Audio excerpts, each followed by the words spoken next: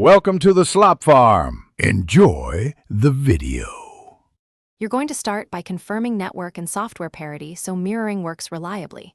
Make sure both devices share the same Wi-Fi and that the TV's AirPlay or screen mirroring feature is enabled in its settings.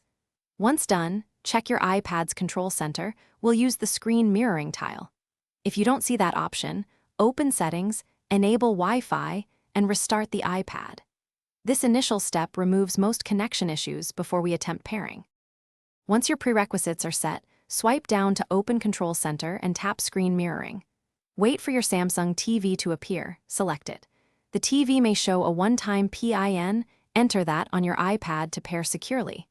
If the TV isn't listed, close and reopen Control Center, toggle Wi-Fi, or restart the TV app. Make sure no VPN is active on the iPad because that can block local discovery. You'll see the iPad screen appear on the TV. To finish, adjust the TV's picture mode and aspect ratio to match the iPad's 16:9 content if needed, and confirm audio is routed to the TV.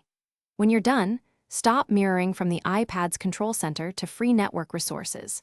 If the connection fails or lags, restart both devices, temporarily disable VPNs and mobile hotspots, and retry.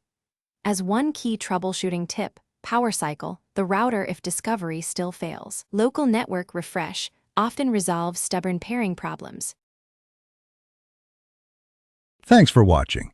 Consider subscribing if we helped you today.